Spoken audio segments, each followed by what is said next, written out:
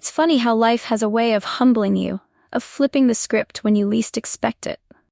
If someone had told me 10 years ago that the scruffy teenager I dismissed as a nuisance would one day hold my future in his hands, I'd have laughed them off. But here I am, living proof that the world has a sense of irony. It started on an ordinary day in the early spring. I was leaving my office downtown, juggling my phone, a designer handbag, and a latte as I made my way to my car.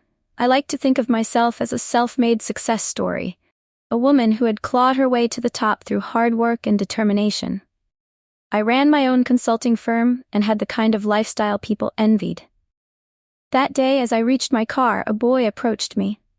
He couldn't have been more than 17 or 18, tall but thin, with a worn hoodie and jeans that had seen better days. His shoes were scuffed, and there was a tiredness in his eyes that didn't belong to someone so young. "Excuse me, ma'am," he said, his voice soft and hesitant. "I'm sorry to bother you, but I was wondering if you might have a moment to talk. I'm looking for a job, or any advice you could give me." I paused, looking him up and down.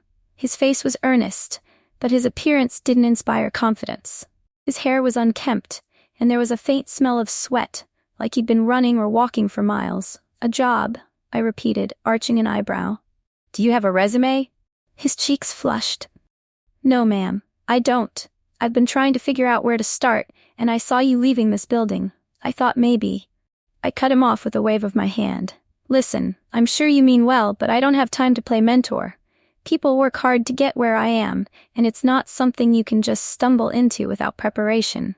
He looked down, clearly embarrassed, but there was something in his expression, a quiet determination, that struck me.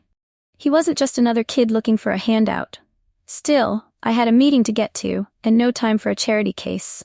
"I suggest you try applying at the mall, or maybe a fast food place," I said, brushing past him. "That's a good starting point." He nodded, his voice barely above a whisper. "Thank you for your time." I didn't look back as I got into my car and drove off. Years went by. I didn't think about that boy again, not really. Life carried on as it always does. My business grew, my social circle expanded, and I enjoyed the fruits of my labor. But there's a funny thing about success: it can make you blind to cracks forming in your foundation. The cracks for me started small. A client pulled out of a major contract, then another. The economy shifted, and suddenly the industries I relied on were scaling back. My once thriving consulting firm started to feel like a sinking ship. I tried everything, cutting costs, laying off staff, but it wasn't enough. Eventually, I had to sell the business just to pay off my debts. It was a humbling experience. Overnight, I went from being a respected businesswoman to someone struggling to figure out her next move. I thought about starting over, but starting over at 47 isn't as easy as it sounds. Employers weren't exactly lining up to hire me, and I found myself applying for jobs in industries I'd never considered before. One of those jobs was at a new startup. The company was making waves in the tech world, and while it wasn't my area of expertise, I figured my management skills might give me an edge. The job posting was for a project director, a position with decent pay and the potential to rebuild my career. When I got the interview invitation, I was ecstatic. Finally, a chance to prove myself again. I spent hours preparing, going over my experience and rehearsing answers to possible questions. By the time the day of the interview arrived, I was nervous but ready. I walked into the sleek, modern office building, my heels clicking against the polished floors. A young receptionist directed me to a conference room, where I waited anxiously. After a few minutes, the door opened. And there he was. The boy I'd dismissed all those years ago, now a man. He wore a tailored suit, his hair neatly styled, and carried himself with the kind of confidence that only comes from hard-earned success. I froze, my breath catching in my throat as he extended a hand. "Miss Harper," he said, his voice warm but professional. "It's good to see you again. I'm Marcus Bennett, CEO of Bennett Innovations." I couldn't believe it.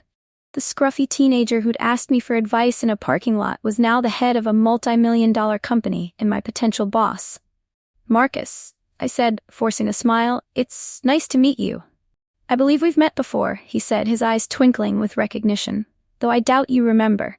My stomach sank. Of course, he remembered. I nodded, unsure of what to say. Well, he continued, gesturing for me to sit, let's talk about why you're here. The interview began, and to his credit, Marcus was professional the entire time.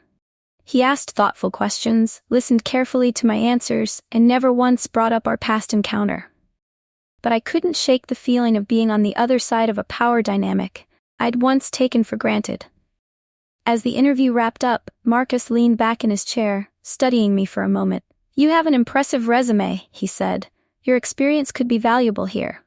Thank you, I replied, my voice steady despite the knot in my stomach. But, he added, I need to be honest. What stood out to me wasn't just your skills, it was something else. I held my breath, waiting for him to continue. Years ago, I was just a kid trying to find my way, he said, his tone measured. You were one of the people I approached for help. You probably don't remember, but I'll never forget it. That moment shaped how I approach people today. My face burned with shame. Marcus, He held up a hand, cutting me off gently. I'm not bringing this up to make you feel bad. I've learned that everyone has their own struggles, their own reasons for the choices they make. What matters to me now is how people grow from those experiences. I nodded, humbled by his words. You'll hear from us soon, he said, standing and extending his hand again. Thank you for coming in. I didn't expect to get the job. After that conversation, I figured Marcus would prefer someone who didn't carry the baggage of their shared history. But a week later, I got the call. Marcus had decided to hire me. Working for him was one of the most transformative experiences of my life. He was a fair and visionary leader, but more importantly, he was kind. He treated everyone with respect, from the janitors to the executives, and he built a culture of mentorship and support. Watching him, I realized how much I had to learn, not just about business, but about being a better person. Over time, Marcus and I developed a professional relationship built on mutual respect. I never forgot the lesson he taught me, though he never brought it up again. His success was a testament to resilience and determination, but also to the power of compassion and forgiveness.